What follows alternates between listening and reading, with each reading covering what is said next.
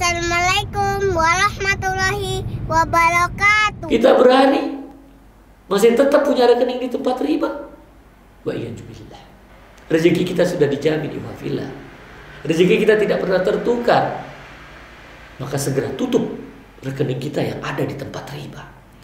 Karena 1 detik ke depan kita tidak ada yang tahu. Apakah kita masih hidup? Apakah kita masih bernyawa? Apakah kita masih sempat untuk bertobat kepada Allah? Ikhwafillah, jangan uang yang sedikit menjadi penyesalan tiada akhir.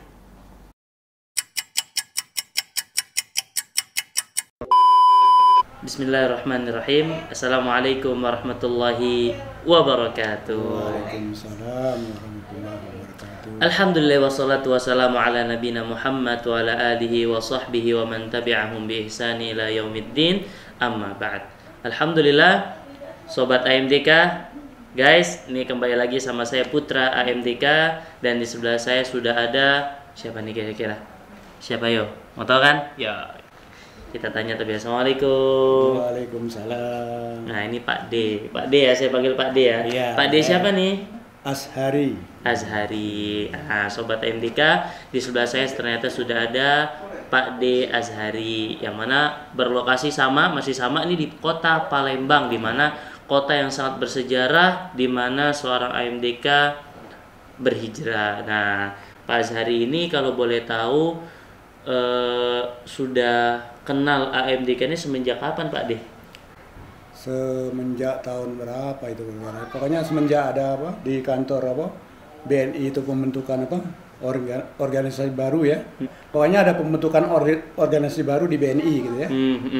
Jadi waktu itu kebetulan abinya Pak Dwi itu kan menjadi salah seorang pengelola namanya gitu ya. Dan saya kelompoknya jadi atasannya Abi kira-kira gitu. Oh gitu. Berarti Pak Dwi ini sebagai bawahannya staff lah ya. Staff saya gitu. Pak D gitu ya di kantor. Berarti kenal banget dong sama. Oh iya. Kalau tahu saya nggak mau disebut bawahan ya staff gitu kalau. Ya siap. Jadi saya ini ingin tahu banget nih tentang AMDK gitu kan. Mungkin Pak Azhari bisa cerita sedikit bagaimana sih kehidupan seorang AMDK atau Pak Dwiono ini ketika Bapak dulu di sama-sama kantornya di BNI Konven ya. BNI Konven. Bagaimana sih seorangnya Pak Dwiono itu di BNI Konven? Ya mungkin masyarakat belum tahu nih. Oke. Pertama kalau soal pekerjaan ya, soal tanggung jawab ya. Itu mungkin di antara ada beberapa 8 kalau nggak 9 ya staf saya. Mungkin ranking pertama Pak Dwi. Oh gitu. Soal tanggung jawab dan disiplin kerja ya. Berarti memang bertanggung jawab terhadap kerjaan gitu ya. Terhadap kerjaan memang mungkin saya 9 yang namanya pengelola itu ada 9 orang ya. Nah, kebetulan menurut saya si Pak Dwi ini ya, itu yang paling ini ya, paling bagus. Tanggung jawab dengan pekerjaan dan disiplin. Apa yang saya nggak perlu banyak saya dia udah nggak perlu saya terjemahkan tugasnya gitu ya. Pokoknya ini saya hanya garis besar aja kira-kira gitu kan. Ini lagi ini langsung nangkep gitu ya. Dan kalau dia belum selesai sampai jam berapa dia nggak pulang. Jadi memang pekerjaan itu harus selesai baru beliau pulang. Itu kira-kira gitu. Makanya dulu termasuk istri saya, anak-anak saya gitu juga heran kan kerja di bank itu rupanya gitu, pulangnya sering malam gitu kan. Kalau zaman dulu memang sering lembur ya. Mungkin itu salah satu bentuk tanggung jawab beliau terhadap kerjaan beliau. Mungkin itulah yang dilihat oleh Pak Azhari gitu ya.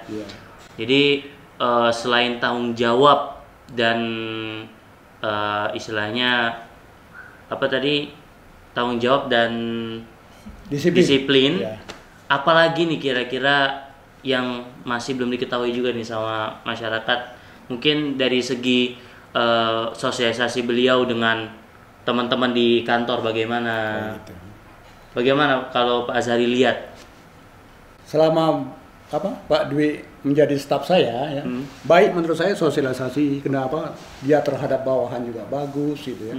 Dengan sesama pengelola juga bagus gitu. Apalagi dengan saya sebagai dia menganggap saya atasan, tapi saya tadi kembali saya nggak bilang bawahan, staff gitu ya. Staff.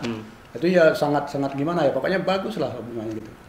bisa menempatkan diri lah kira-kira jadi, gitu ya. Selain beliau bertanggung jawab dan disiplin Pergaulannya terhadap teman-teman bagus. pun pergaulannya bagus di kantor itu ya. Dengan bawahan dia bisa apa? Dengan bawahan dia bisa ini ya, dengan bisa level juga biasa, dengan atasan juga bisa. Masya Allah. Jadi cukup bagus ya. Tuh sobat AMDK, ternyata memang ini jadi motivasi juga buat saya nih, putranya Pak Duwiono, bahwasannya memang beliau dikenal sebagai sosok yang bertanggung jawab dan disiplin. Dan pergaulannya pun ternyata sama teman-teman, sesama pengelola, sampai kepada atasannya pun begitu baik hubungannya.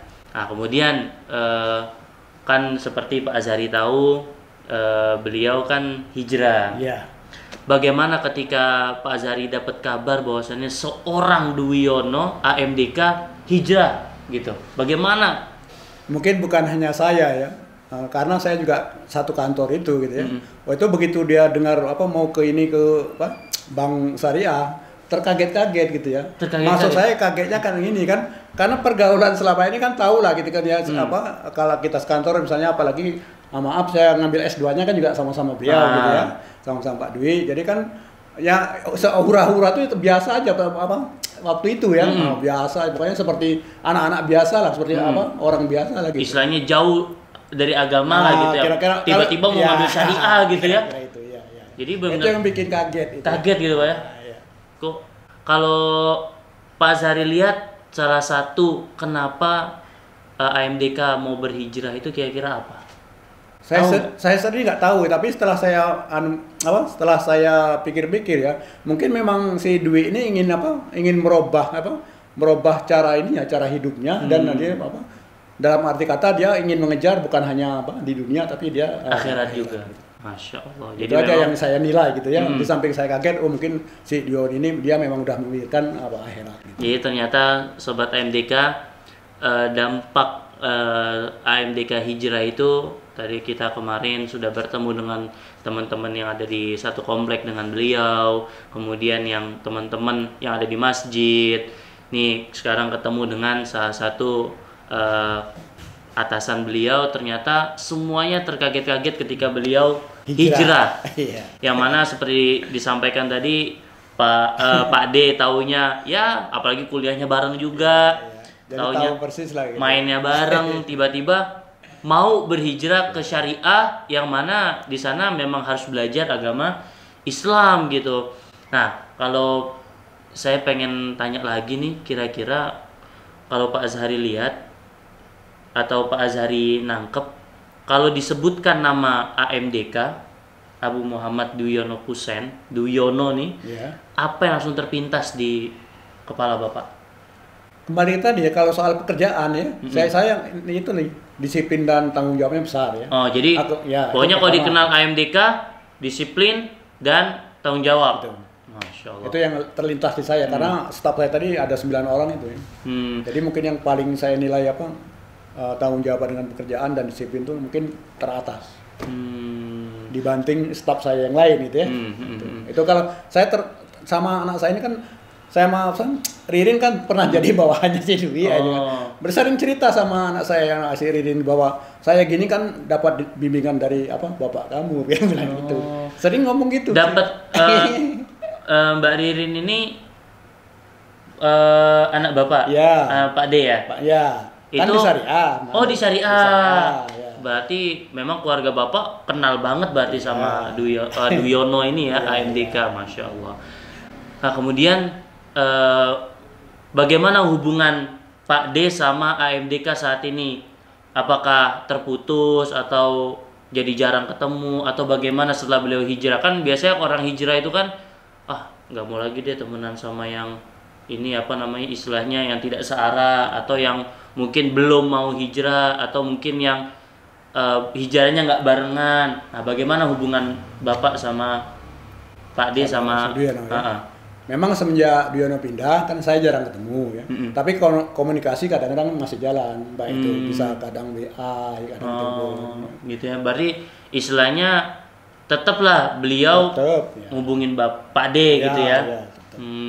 Kalau mungkin Pak D tahu nggak ketika kehidupan beliau setelah hijrah?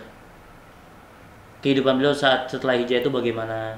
Atau mungkin pernah dengar-dengar cerita dari Mbak Ririn bagaimana kehidupan beliau setelah hijrah? Ya kalau paling itu ya, kebetulan kan Ririn pernah jadi bawahan Dwiono waktu di Jambi ya, di Jambi, dan di sini juga pernah di Palembang. Jadi ya, cerita dari Ririn itu bahwa bicara bahwa Pak Dwiono ini kok bisa berubahnya itu boleh dibilang kan 180 derajat kira-kira kan gitu kan. Ya saya tahunya dari anak saya itu paling gitu kan. Kalau dari teman-teman mungkin dia juga kan jarang ketemu lagi dengan Dwiono kan.